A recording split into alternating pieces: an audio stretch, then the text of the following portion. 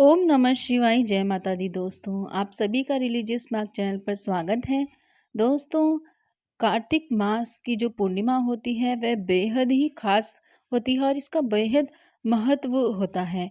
और कार्तिक पूर्णिमा को सबसे ज़्यादा शुभ माना जाता है क्योंकि इस दिन गंगा स्नान भी होता है और साथ ही गुरु नानक जयंती भी होती है।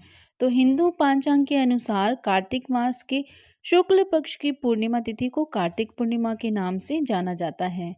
और इस बार कार्तिक पूर्णिमा है हमें 27 नवंबर यानी कि सोमवार को मिलेगी। और पूर्णिमा के दिन चंद्रमा अपने पूरे आकार में होता है।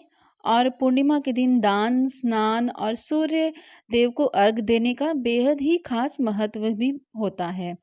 तो इस दिन सत्यनारायण जी की पूजा का भी विशेष महत्व बताया जाता है। और अगर आप करना चाहें सत्यनारायण जी की पूजा, सत्यनारायण जी की कथा, तो वह भी आप कर सकते हैं। पौराणिक मान्यताओं के अनुसार इस दिन भगवान शिव ने राक्षस त्रिपुरासुर का संहार किया था। इसलिए इस तिथि को त्रिपुरा तिथि के नाम से भी जाना जाता है दोस्तों।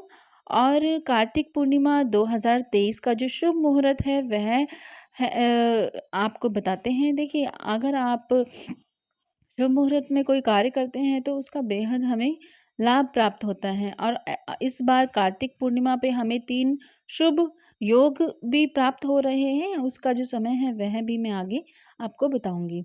तो चलिए बात करते हैं कि कार्तिक मास की पूर्णिमा तिथि की शुरुआत हो रही है 26 नवंबर को दोपहर 3:53 पर। और इसका समापन जो है वह 27 नवंबर के दिन में 2:45 पर होगा।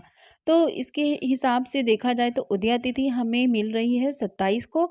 इसलिए कार्तिक पूर्णिमा 27 नवंबर को ही मनाई जाएगी दोस्तों। और कार्तिक पूर्णिमा पे जो शुभ योग बन रहे हैं उसका भी आप विशेष ध्यान रखिए क्योंकि इस दिन शिव योग, सर्वार्थ सिद्धि योग और द्विपुष्कर जो योग होता है, द्विपुष्कर योग, वह भी बन रहा है। तो आप नोट कर सकते हैं शिव योग 27 नवंबर को रात को 1:37 से लेकर रात 11:49 तक रहेगा। और इसी प्रकार से सर्वार्थ सिद्धि योग बन रहे हैं वह दोपहर में 1:35 से लेकर 28 नवंबर को सुबह 6:54 तक रहेगा दोस्तों। और कार्तिक पूर्णिमा पूजा की जो विधि होती है वह भी बहुत ज़्यादा ज़रूरी है क्योंकि हमें जब विधि ही नहीं पता कि इस दिन हमें क्या करना है, कैसे करना है, तो हम इसका लाभ कैसे प्राप्त करेंगे। तो दोस्तों, पूर्णिमा के दिन प्रातःकाल जागकर आपने जल्दी उठकर व्रत का संकल्प लेना है और किसी भी पवित्र नदी या सरोवर में या कुंड में स्नान कर सकते हैं। अगर इस तरीके से आपके आसपास कोई नदी या सरोवर कुंड नहीं है तो आप घर में ही गंगा जल को बाल्टी में डालकर फिर उसमें पानी ऐड करके, मतलब कि नलके का पानी उसमें ऐड करके, इस प्रकार से आप हर हर गंगे का नाम लेते हुए आप स्नान कर सकते हैं। यह भी आपका पवित्र स्नान, पवित्र नदियों में जो स्नान करते हैं, गंगे नदी में स्नान करते हैं, उसके बराबर यह स्नान माना जाएगा।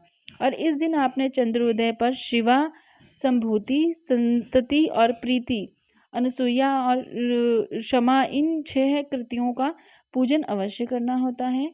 और कार्तिक पूर्णिमा की रात में व्रत करके बैल का दान करने से शिव पद प्राप्त होता है।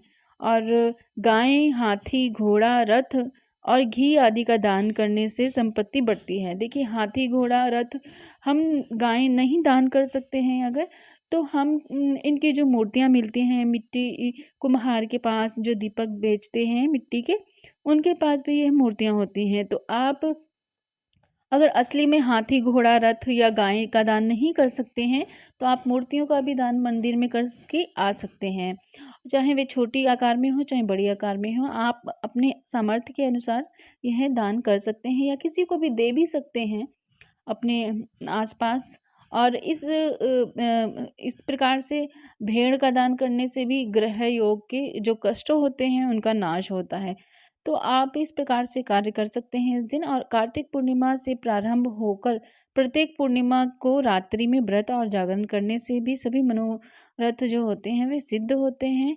कार्तिक पूर्णिमा का व्रत रखने वाले व्रती को किसी जरूरतमंद को भोजन और हवन अवश्य कराना चाहिए। इस दिन यमुना जी पर कार्तिक स्नान का समापन करके राधा कृष्ण जी की पूजा करनी चाहिए और दीप दान करना ज़रूरी होता है दोस्तों।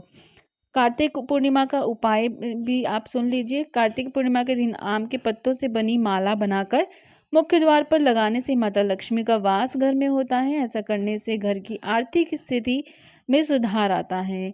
अगला जो उपाय है वह यह है कि इस दिन भगवान विष्णु नदियों में वास करते हैं, जहाँ स्नान करने के बाद सभी पापों से मुक्ति मिलती है और महा पुण्य की प्राप्ति भी होती है। साथ ही कार्तिक पूर्णिमा के दिन दान करना भी शुभ माना जाता है दोस्तों।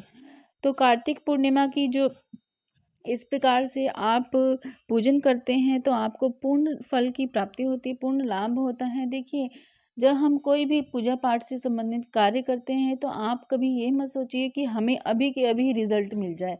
इस जो हम पूजा पाठ करते हैं इसका हमें बहुत छोटी सी पूजा भी आप करते हैं तो हमें कई गुना अधिक फल हमें रिटर्न में मिलता है दोस्तों। तो आप ये मत सोचिए कि व्यर्थ में ये है सब है, ये व्यर्थ नहीं है, ये हमारे जीवन में हमारे बहुत ही ज़्यादा हमें आगे तक लेकर जाता है दोस्तों। तो पूजा पाठ करने से आपके इष्ट की भी कृपा आपके ऊपर होती है। और इसी प्रकार से आप कार्तिक मास का जो अंतिम रह गए हैं ये एक दिन, तो उसका भी लाभ उठाइए दोस्तों और यह कार्य ज़रूर कीजिए। इसी प्रकार की जानकारी मैं लेकर आती रहूँगी। ओम नमः शिवाय, जय माता दी।